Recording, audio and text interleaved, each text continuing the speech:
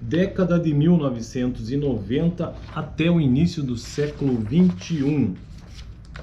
Década de 1990 até o início do século 21, isso como parte das finanças modernas, né? Ou seja, a evolução histórica das finanças das empresas. Eu já gravei vídeos sobre visão geral, sobre a década de 1920, 1960, 1920 a 1960, né? Década de 1970, 1980 e hoje, então, década de 1990. É um texto um pouco longo e eu espero que eu consiga terminar no vídeo de hoje. Lembrando que este assunto pertence ao tema geral, que é a administração de empresas, mas ao tema específico, que é a administração financeira. E aí, nada melhor do que usar um livro brasileiro, né? Muito importante, Fundamentos da Administração Financeira. Olha só. Antes mesmo de entrar na administração financeira propriamente dita, eu achei melhor primeiro consultar esse livro como forma de introdução. Durante a década de 1900, aliás, o link está na descrição deste livro, caso você tenha interesse. Durante a década de 1990, houve o aumento da globalização da economia, determinando o incremento do fluxo internacional de capitais, de produtos e serviços. Esse fenômeno levou a uma interdependência maior entre as economias dos países, implicando no incremento da possibilidade de um eventual colapso econômico em um país, resultante no contágio dos demais. Esse livro é de 2014, já tem livros, o mesmo livro mais recente, né? Diante disso, ele só prevê o futuro. Diante disso, aumentou a preocupação com os riscos, incentivando a utilização de sofisticados modelos e estratégias de avaliação e gestão de risco, isso lá na década de 90. Na década ganharam destaque ainda os graves problemas financeiros enfrentados, entre outros, pelo banco inglês Barings Bank e pelo fundo de investimento norte-americano Long Term Capital Management. Além disso, foram desenvolvidas novas técnicas de custeio importantes para o momento de reestruturação pela qual passaram as empresas na década de 90. Ou seja, até aqui entendemos que a década de 90 foi um período principalmente preocupado com o aumento do risco às empresas, né? Em períodos mais recentes, ganha destaque a fraude superior a 7 bilhões de dólares sofrida pelo banco Société Générale em janeiro de 2008. Aí aqui tem um quadro explicando, né, cada caso desse. Por exemplo, o Barings Bank é um banco inglês que faliu em 1995 em razão de operações financeiras irregulares e mal-sucedidas realizadas pelo seu principal operador de mercado. O rombo da instituição foi superior a 1,3 bilhão e causado por uma queda equivocada no desempenho futuro do índice de ações no Japão. Na realidade, o mercado acionário japonês caiu mais de 15% na época, determinando a falência do banco. Meu Deus! O Barings Bank foi vendido a um grupo financeiro holandês, ING, pelo valor simbólico de uma libra esterlina. O quê? Ai, ai. Bom, década de 90, né? Próximo caso aqui, a Long Term Capital Management, LTCM, era um fundo de investimentos que pertenceu em 1998, que perdeu em 1998 mais de 4,6 bilhões em operações em dólares, né, nos mercados financeiros internacionais. O LTCM foi socorrido pelo Banco Central dos Estados Unidos, o Federal Reserve. Para quem não sabe, o Banco Central americano se chama Reserva Federal, né? Federal Reserve, que coordenou uma operação de socorro financeiro à instituição. A justificativa do Banco Central para essa decisão era o receio das possíveis consequências mundiais da falência ao fundo de investimento. E por fim, outra tragédia aqui, o banco francês Société, não sei falar francês nem um pouco, então não sei se a pronúncia é essa. Société Générale, será que é isso? Não sei. Informou em janeiro de 2008 uma perda de toda essa galera na casa dos bilhões, né? 7,16 bilhões de dólares, determinada por fraudes efetuadas por um operador de mercado financeiro. Segundo revelou a instituição, o operador assumiu posições de mercado sem o conhecimento da diretoria do banco. É sempre assim, né? A instituição teve de recorrer a uma urgente captação de recursos no mercado próximo de 5 bilhões de dólares. É muito dinheiro, velho.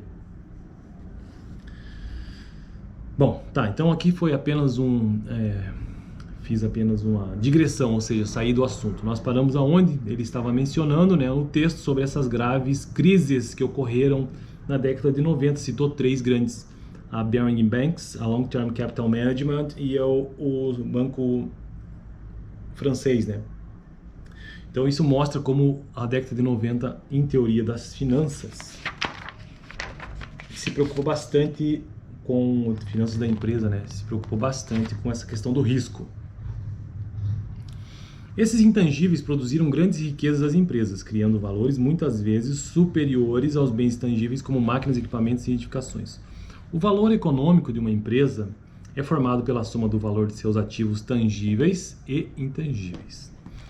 Empresas que lastreiam seu crescimento em bens tangíveis tornam-se obsoletas mais rapidamente, colocando em risco sua continuidade. Bens tangíveis podem ser copiados facilmente, estão disponíveis no mercado. Bens intangíveis representam uma vantagem competitiva para as empresas e devem merecer maior atenção das finanças. Bens intangíveis, principalmente aqui se refere a marcas e patentes, né? Aí aqui uma digressão explicando o que é bens intangíveis. Bens intangíveis não possuem forma física, em verdade seu valor físico é irrelevante. O valor de um bem intangível é determinado pelos direitos e benefícios econômicos que podem ser obtidos de sua propriedade. Alguns exemplos de ativos intangíveis: marcas, patentes e franquias, como eu já mencionei. O total do valor intangível de uma empresa pode ser obtido pela diferença entre o valor de mercado de suas ações e o patrimônio líquido. Ah, é? Então o valor de mercado das ações de uma empresa menos o patrimônio líquido.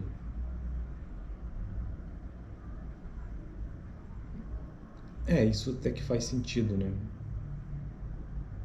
Por exemplo, ao final de 2007, o Banco Bradesco apresentava os seguintes resultados. Valor de mercado das ações, em 2007, 109,5 bilhões de reais.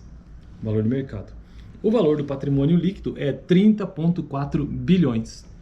O valor do intangível do Bradesco atingiu, portanto, na época, 79,1 bilhões, que é a diferença, então, do valor de mercado menos o patrimônio líquido. Eu não sabia disso. Então, esse é o valor do intangível, das empresas? Interessante saber. O valor de mercado das ações menos o PL. Mas isso é para empresas de capital aberto, grandes empresas, porque nem todas têm esse valor de mercado, né? Na verdade, isso é meio lógico até, né? Mas tudo bem. Já no início do século XXI, aqui já saindo da década de 90, que foi um período preocupado basicamente com risco, por conta da globalização e tudo mais, né? Preocupação com risco, incentivando a utilização de sofisticados modelos. Agora, já saindo da década de 90 e entrando no início do século XXI, vamos ver o que o texto tem a nos dizer sobre este período, que é curto. Já no início do século XXI, houve escândalos contábeis nos Estados Unidos, a Enron, eu me lembro, né? Envolvendo empresas reconhecidas, demonstrando a existência de conflitos de interesse nas organizações e a necessidade de se ampliarem os mecanismos de controle. Perante essa situação, as concepções de governança corporativa e de maior transparência nas relações entre gestores e acionistas ganharam maior destaque. Então isso aqui já é um período que eu peguei, inclusive, em administração de empresas e contabilidade, e até hoje é um pouco disso, né? Que é essa ideia aí de governança corporativa e de controle por conta desses... Bom, se na década de 90 você teve um período ali que a preocupação com o risco foi aumentando, então no início do século XXI já houve então modelos de governança corporativa, que é o controle, né? Basicamente, transparência nas relações entre gestores e acionistas. Paralelo a isso, em 2002 foi aprovado pelo Congresso norte-americano a Lei Sarbanes-Oxley, SOX, com a finalidade de oferecer maior proteção aos investidores. A teoria de stakeholders são todos aqueles que estão envolvidos com a empresa, internamente e externamente. Foi ressaltada favorecendo a expansão da técnica do Balanced Scorecard, BSC, desenvolvida por Kaplan e Norton em 1990. Eu não sei até hoje o que é esse BSC. Através do BSC, as empresas podem alinhar suas estratégias com medidas de desempenho sob várias perspectivas: financeira, do cliente, dos processos internos e da aprendizagem e crescimento, possibilitando o atendimento da demanda dos acionistas e dos demais stakeholders. Um parênteses. Stakeholders são todas as partes envolvidas, interessadas no ambiente da empresa, como eu mencionei, né?